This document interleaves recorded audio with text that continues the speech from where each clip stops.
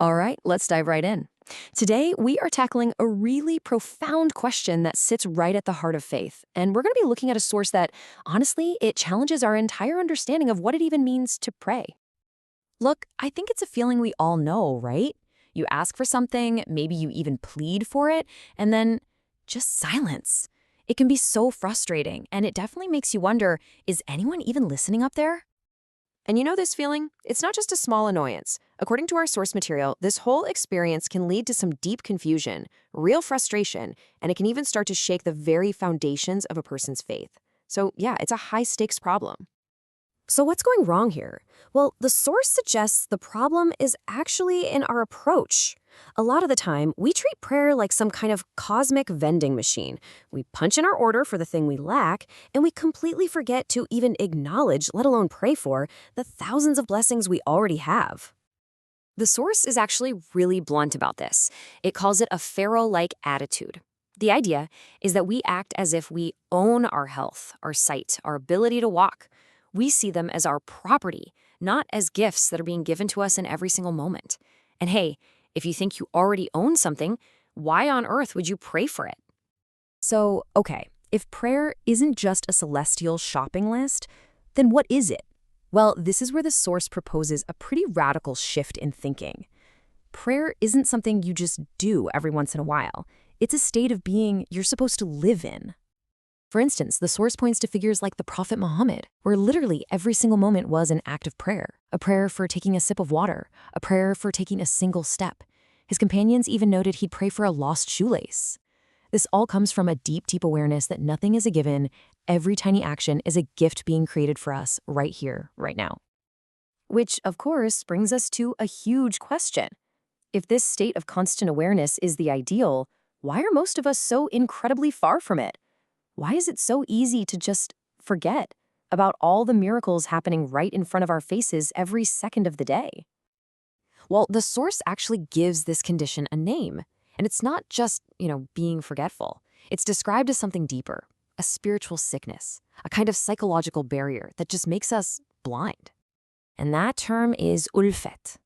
It basically means a dangerous familiarity. It's the spiritual sickness of habituation. It's that process where the extraordinary becomes ordinary, and the miraculous just becomes, mundane. Because we experience these amazing blessings every single day, they eventually become totally invisible to us. Just think about it for a second. When was the last time you actually prayed for the ability to fall asleep? Most of us just expect it to happen. Or how about the incredible, simple gift of waking up the next morning? For most of us, it doesn't even register as something to be grateful for.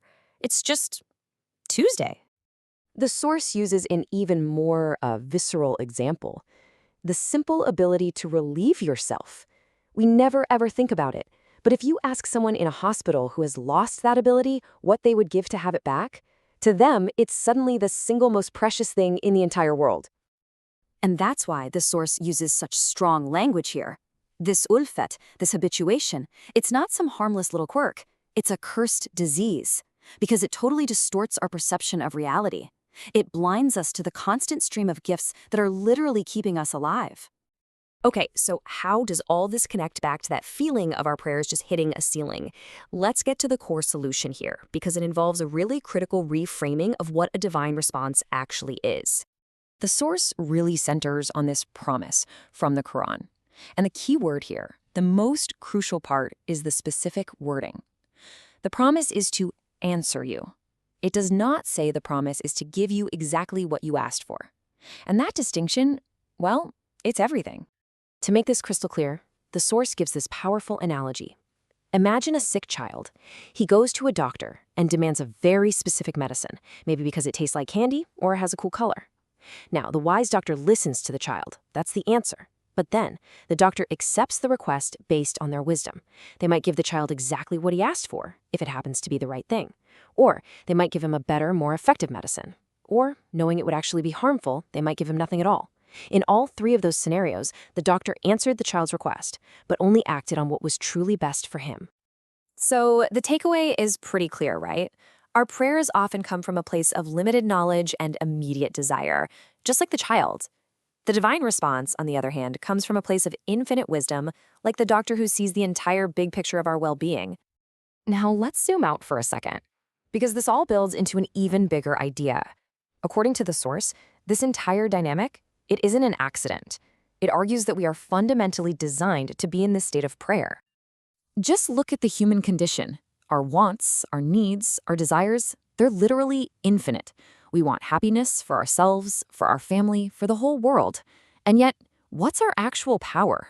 What's our capital to achieve any of this on our own? It's basically zero.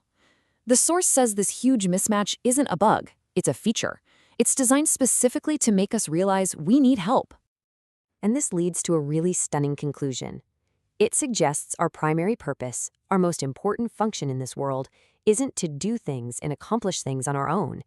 It's to recognize our own powerlessness and to ask. The very act of prayer is our whole reason for being here. Ultimately, in this worldview, our value isn't measured by how much money we have, or our status, or our accomplishments. It's measured by the sincerity and the frequency of our asking. Your real importance is found in your prayer. So we'll just leave you with this final thought to chew on. What if we've been looking at prayer completely backwards this whole time? What if its real purpose isn't about changing our circumstances, but about changing us? To move us from a state of demanding what we want to a state of humbly connecting with what we truly, actually need.